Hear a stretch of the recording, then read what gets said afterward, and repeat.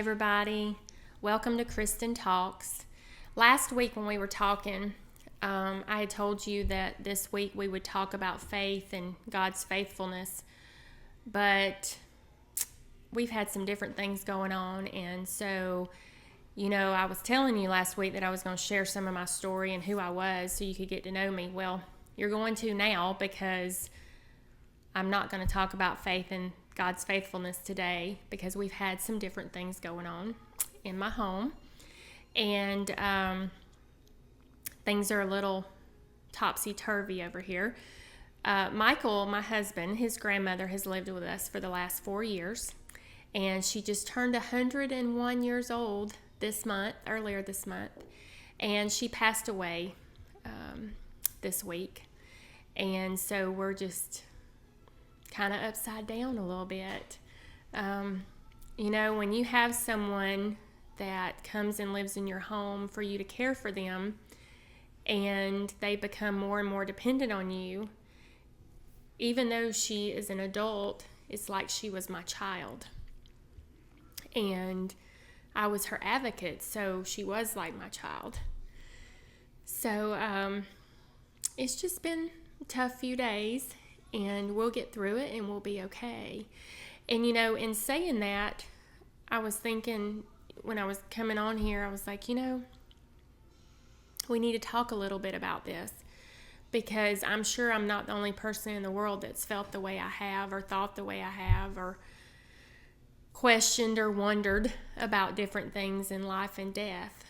But, I used to think, and I've thought this several times in my life, that I also have my niece here, so she dropped something, which is okay. But, there have been times through the years that I'll think, why did that person die? They were so young. Why does this one live to be 90 and that one couldn't live past 30? Those are the questions that we just have to wait and ask the Lord, I guess. But the answer that always comes to me when I have those questions is their purpose was fulfilled here. It may be that their legacy lives on, and God's purpose still lives on here from who they were, or what they were, or what they brought, or their life they led. So, that 20-year-old or 30-year-old or whatever may be gone from here in our everyday, but who they are and their legacy and God's purpose can live on. So, that comes to me every time, because I always think, Grandma lived to 101. I mean, how many people live to be that old? And why? Why did she live to be that old? God was not finished with her here. It could have been things within her that had to be worked on. It could have been things that other people needed from her, or needed to grow from her, or to make amends with her, or, just her life and touching other people. We would go places, and she would talk to people everywhere we went. And, there were times, they would just want her wisdom. They were like, how do you do it? How do you live to be this old? And when Grandpa was alive, people would say, how did y'all make it 78 years? How did you, those are things that people are gaining and growing and learning from them, that are part of that purpose that we may not understand or figure out right away. But I want to tell you something else through these days. I've had loss in my life, and people I've loved that have gone on, and it hurts. And, it's just a couple of days since Grandma passed, and my husband and I think we cry like every 5 minutes. It's just something comes up, or we think we're fixing her lunch, or we hear her, or we think about something we did that, involved her, because our whole lives were her. And so we cry a lot. And, that is part of the grieving process, and it's okay.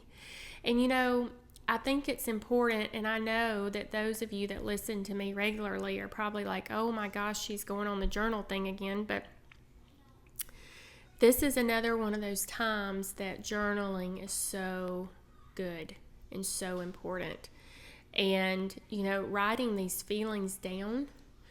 I think also writing down your memories. When something comes up and it triggers a memory of grandma, we should write it down, because we may not remember that in a year, and we can look back at that and go, oh my gosh, you remember the time she was cheating when we were playing rummy? Grandma says she never cheated playing rummy, but I'm going to tell you, we could be playing rummy and she would call Michael out on something and tell him that was not right. It was not in the rule book, But then she would do something, and instead of me saying rummy on the board, I'd say, Grandma, you can't lay that card down because it's da-da-da-da. And she'd say, oh, I didn't know that. And it gave her another try. So it was like, is that her mind failing her, or is this just playing games because she just called Michael out on it, So we had some fun times. Playing bingo was fun, all those kind of things. All those memories we need to write down. How she wanted her fingernails painted. We never went anywhere without her having her lipstick on. Oh my goodness. Those kind of things, because in time some of those things fade, but they're neat to go back and read. And even though my journal entry right now would read about the grieving and the hurting and all that, but writing down the memories are so important, and they're healing. And I think that's really good. And just going through the whole grieving process, you don't want to hold things in. Talk about your memories. Talk about, the things you did. And I'm just going to tell you, don't dwell on, well, I wish I had spent more time with somebody, or I wish I had done this, or I wish I'd done that, because you can't change it. Just moving forward, just know how precious time is.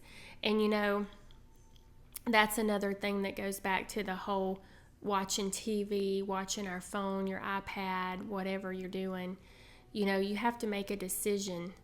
Am I going to play these games, or should I be visiting with someone that I love, that if they were to be taken today, would I have a regret that I didn't spend more time with them? Now, I know that we can't spend all the time in the world with that one person and think that, this is going to fix everything, because if we did, then somebody else passes away and we have that regret that we did not spend more time with them. So you have to kind of get a balance of what's adequate time in a visit with people, but you do want to reach out and spend time with people. And I think our society is losing more and more of that, because we text and we email and we don't talk to people. We definitely don't write letters in our own handwriting. But we're losing so much of that, and it's going to be greatly missed. Because the times having conversations and laughing about this thing that happened to them, or what they told about, during the Spanish flu or whatever, those are stories that we need to share and hear, and continue to share and hear, and visit with people and hear about their lives and their heart and their ministry and their salvation and all those things, because that's how we continue to learn and grow and carry on to the next generation. So I just wanted to, come on here and say to you guys, thank you for sticking with me. We will talk about our faith and my faith and what has given me the faith that I have based on life experiences and God's faithfulness through all of that, and that's the light. We will talk about that. Today, I just felt like I needed to tell you why we were behind posting the last podcast, and this one, and then just so much going on, planning a funeral and different things going on, so I may be a little late posting the next one. But I also want to tell you something else, because I'm looking at some notes I had done one day. I had someone that was in a very stressful situation. She was in the hospital, and things were uncertain and unknown what was going on, and I wrote her something that I wanted her to focus on and to take in and to remember and to go through, and I want to share it with you.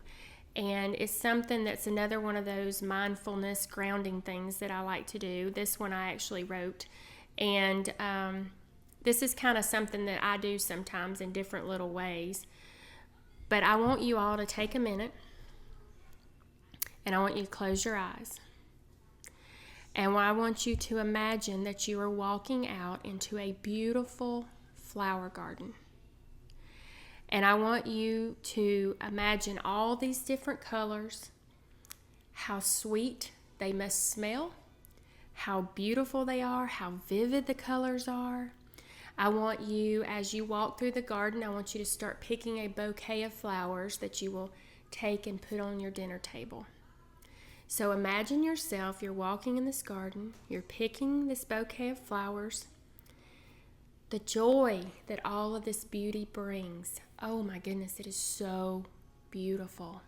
You see the butterflies, you see the hummingbird dip down and take a drink of that beautiful red lily. You see the babbling brook over there, the beautiful water cascading down the rocks. It is the most beautiful garden you've ever been in. You hear the birds chirping, all their different songs and sounds. You know, there's one of those songs that sounds like it says, "Pretty girl, pretty girl, pretty girl." My papa always told me that. So you're enjoying all this beauty. You're listening to the breeze, to the birds, to the waterfall, seeing all the dragonflies, the butterflies, the bees pollinating these beautiful flowers so they can be even more beautiful in the garden. You take some nice deep breaths and just relax in this garden of beauty. Try that. See how that makes you feel. It is so nice. It takes you away. And if you can paint this picture and see all of these beautiful flowers and birds and bees and the brook, just all the beauty in the garden, you will forget for that moment the pain or the stress or all the craziness going on and just relax in that moment. Take yourself there sometimes. Maybe then it's a time to pray and thank the Lord for all of this beauty and all He's blessed us with. I hope you all have a fantastic week. Thank you for loving me. I love you all, and I'm so thankful for so many things, but I am thankful that I have the promise of God that I will see Grandma again one day, and that since we know Jesus Christ is our personal Lord and Savior, and we accept Him as the King and Lord of our lives, that we will spend our eternity in heaven with Him. Take care.